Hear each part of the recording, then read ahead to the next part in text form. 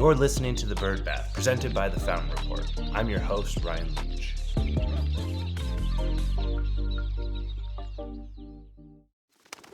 Welcome back to The Bird Bath. Each week, we scrape the surface of the news you need to know, so let's get into it.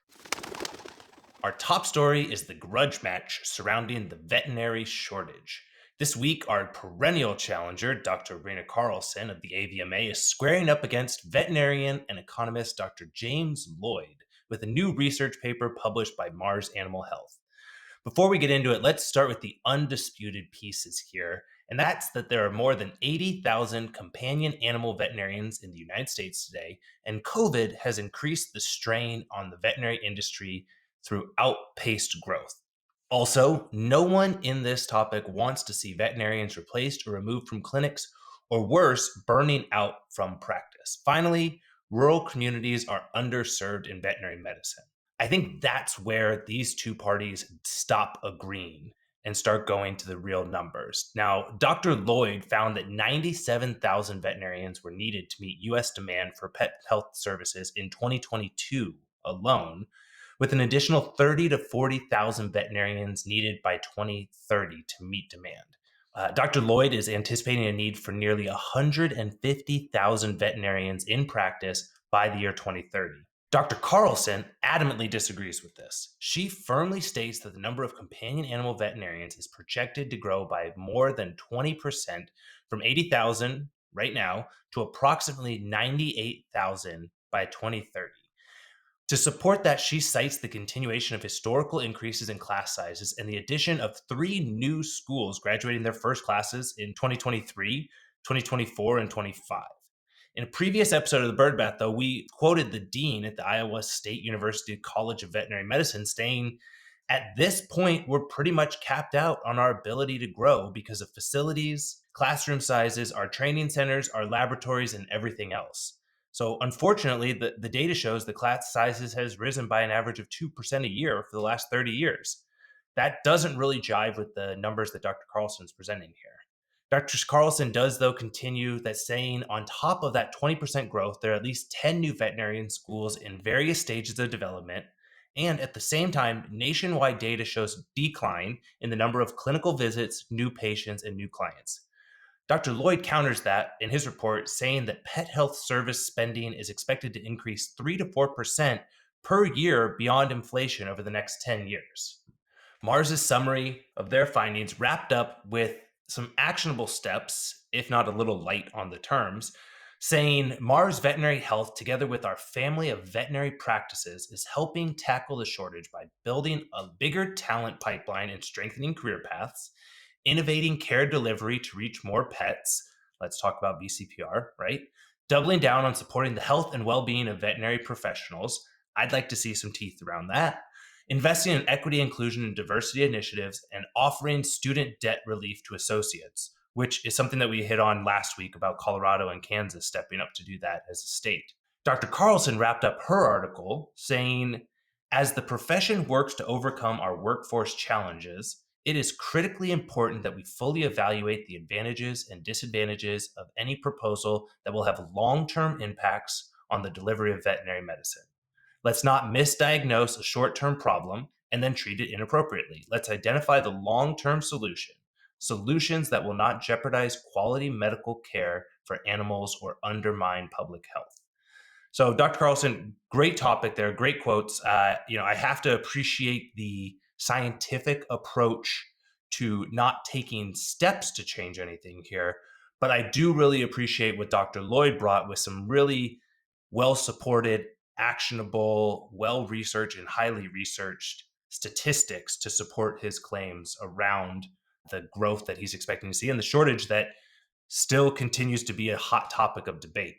Now, the day after Dr. Carlson's article was published by Today's Veterinary Business, the AVMA surprisingly released a list of 11 universities seeking to open veterinary colleges. So some of these universities have already secured site visits from the AVMA Council on Education, while others are just in the discussion stages. So we'll link the article to that in the show notes if you want to see where those schools are and maybe start looking at future places to expand. This debate will continue to rage on, and our teams at the Bird Bath and the Fountain Report will be here to keep you informed. In business growth, ABC Intelligence is entering the US market. To kick off this US expansion, they brought on Doug Brooks as COO. Doug, who personally I'm a huge fan of, brings in 30 years of experience working across the device, pharmaceutical, and corporate veterinary sectors. ABC's main offering is their Vet Genus platform, which utilizes AI to harmonize and enrich data sets. So think what you've seen with companies like we discussed, Vet Verify, Bitworks, Vet Data, or what we've seen called Vet Connect, but utilizing AI to begin doing some of that data normalization and not just using it to migrate data from one system to the other, but being able to utilize it as a full interconnectivity between multiple systems. What I was most excited about while looking at their products and meeting with Doug to hear about this new opportunity that he's taken on was their research genus product. Now, the research genus side of things is something that I personally haven't dove too deep into in the veterinary field, and I'd love to hear if other people have different takes on this. But what they're looking at doing is utilizing this data normalization to allow practices to easily participate and do clinical trial matching, as well as patient product matching. So, what they're taking is the opportunity here for the data to be fed not just into their PIMS, but also utilize that data through normalization to allow it to participate in clinical studies so that these doctors all over the country are able to find some democratization around the data that's being used for clinical trials. It's a huge marketplace. It's something that not only is a great way for practices to be able to increase their revenue, to be able to bring new medicine to their practices, but I personally think that it's a neat way to be able to reduce some of those burnout triggers. A lot of veterinarians that we talk to got into practicing medicine and are most amped up about what they do when they're learning something new or trying something new. And it seems like the research genus product might be an opportunity for people to be able to do clinical trials and clinical studies at a smaller level within their practice without having to take on an extreme amount of work. Another vet group has a new equity investor. GoodVets received a strategic growth investment from General Atlantic, joining Skynight as investors on their team. GoodVets currently operates 22 care centers and has been rapidly expanding across the country.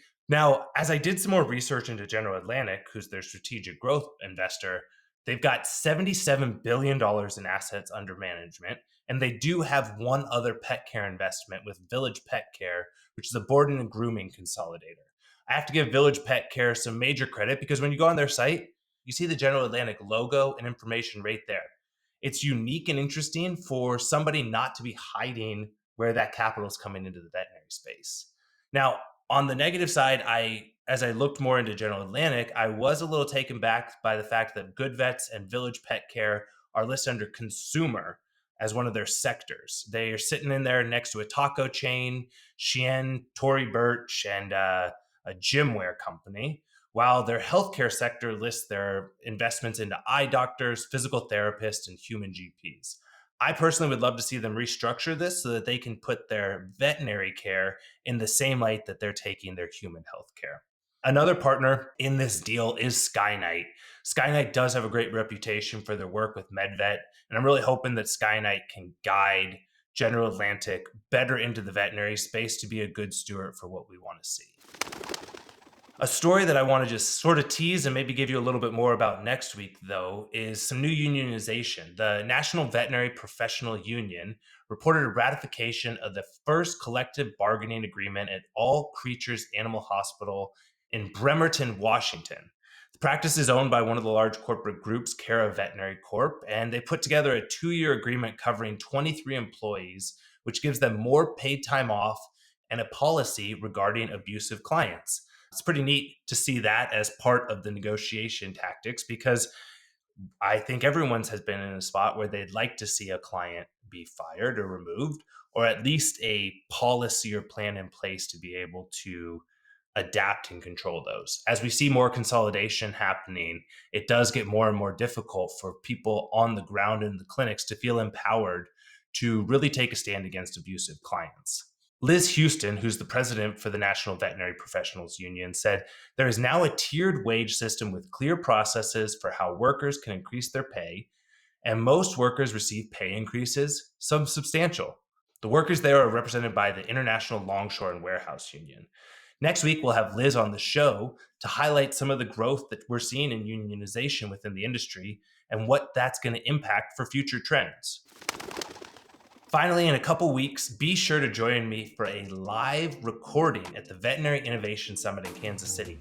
October 9th to 11th, we'll be at VIS along with many of your other favorite veterinary podcasts doing live recordings. If you're looking to see what's new and next in the veterinary industry, do not miss the Veterinary Innovation Summit. If you've ever wanted to see behind the scenes what goes into making a podcast, also come and check it out. Or if you host your own podcast and want to be part of our podcasting zone and get on the schedule to be able to do some collaboration and share some unique ideas, send us a message on LinkedIn, on the Birdbath's LinkedIn page, or send me a message on my personal LinkedIn page. I'd love to hear from you, hear how you're enjoying the show, and see what we could do together.